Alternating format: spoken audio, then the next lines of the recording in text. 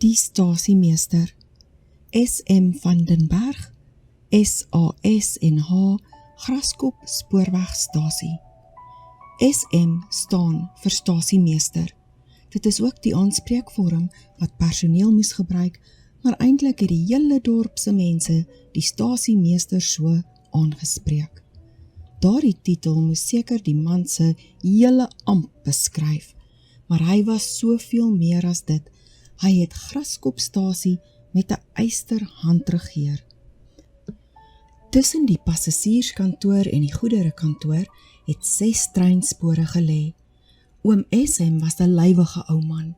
Hy het gedurig 'n arendsoog op die personeel in die goederekantoor gehou, as ook oor die passasierskantoor. Dit is daar waar ek as 17-jarige dogter pas uit die skool begin werk het. Hy het my met groot geduld geleer van spoorwegkaartjies verkoop en hoe om die kasboek elke dag te balanseer. En dit sonder 'n optelmasjien of 'n rekenaar, wel die optelmasjien was 'n instrument so groot soos 2 wit brode langs mekaar en het 'n rolletjie papier ingehad wat soos 'n kasregister in die winkels lyk.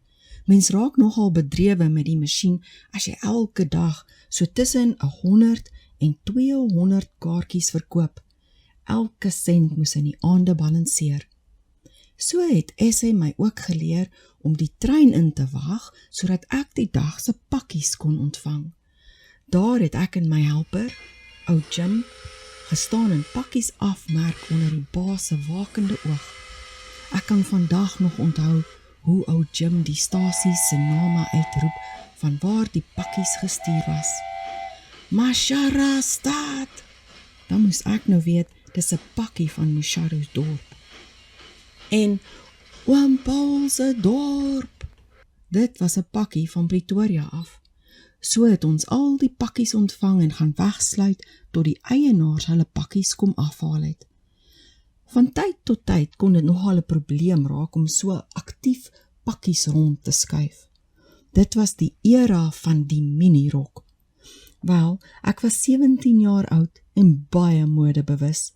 My ou rokkies was 6 na 8 duim bokant my knie, wat op sigself nie so 'n groot probleem is nie, maar die suspenders wat die ragfyn sykousies moes bohou, het so geneuk om uit te steek en die kniebuigproses sou vandag se beste yoga instrukteur baie trots gemaak het. Nee, kyk, jy het skills nodig gehad om kuis te kon bly in 'n kantoor vol mans. Ja, die stasievoormanne, die shanters, het die kantoor saam met my en SM gedeel. Moet daarom ook net byvoeg dat ek die hoogste tikkiehak skoentjies saam met daardie minirokke gedra het. Dus moes die suspenders toebly terwyl jy nog balanseer op spykerhakies. Dit alles met die mooiste rooi lippies en mooi ingekleurde oogies afgerond. Ek onthou een spesifieke geel krimpelienrok. Dit was baie mooi en ek het besonders goed gevoel daarin. Hierdie hele nuwe aanpassing het gekom na ek skool verlaat het op 9 Desember 1967. En 'n week later het ek by die stasie begin werk. Om presies te wees, ek was maar 16 jaar oud. So kom 25 Desember 1967. Soos die gebruik is, stuur die hele dorp se mense geskenke stasie toe vir die goeie diens wat hulle deur die jaar ontvang het. En daar staan ek ook. Wat nou? Oom SM het besluit, ek kry 'n gelyke deel van die geskenke, omdat hy glo, ek in die toekoms nog baie hard gaan werk vir die gemeenskap, en ek verdien dit so lank. Ek dink al die man se monde was maar lekker dik. Nou moet ek by sê, ek was die enigste vrou op Graskopstasie en daar was tussen die goedere en die passasierskantoor 7 mans. Daarom glo ek, het al daardie massiewe groot kartonne en kartonne vol geskenke uitsluitlik net uit drank bestaan. Likeurs en wyne en sherries en die grootste verskeidenheid van die soort drank wat borshare verg om te kan drink. Aan die goederekant het so 'n aantreklike knaap met 'n currygeel kuif, volgens my pa, gewerk.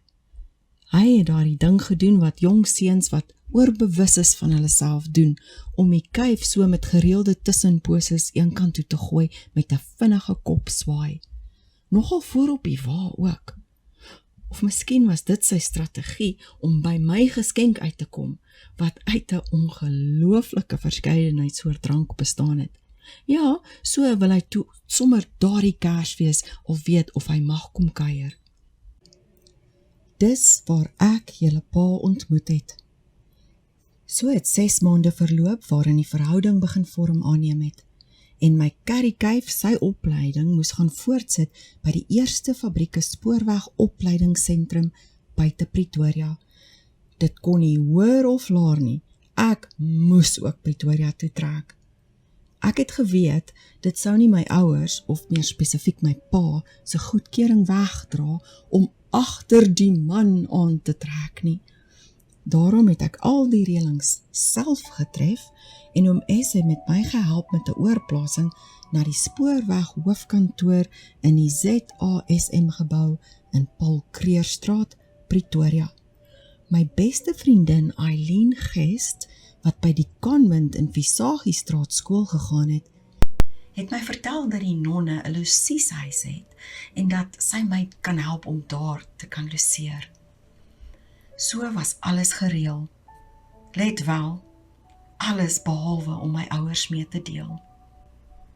Middagete was 'n familieding in ons huis. Almal, groot en klein, het elke middag saam om die kombuistafel aangesit.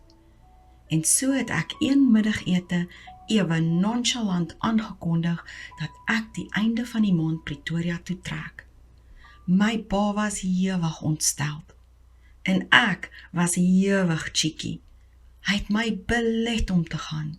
En ek, nou wel, ek laat my nie belet nie. Daar kry ek toe die pak slaaf van my lewe.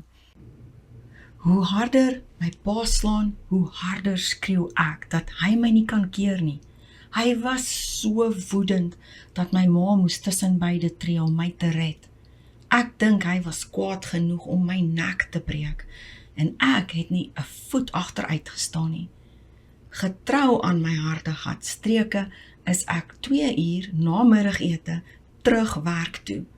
Rooi oë, blou hale, krippel en my opgeteesde kapsel skoon windskeef. Die einde van daardie maand vat my arme pa my persoonlik deur Pretoria toe.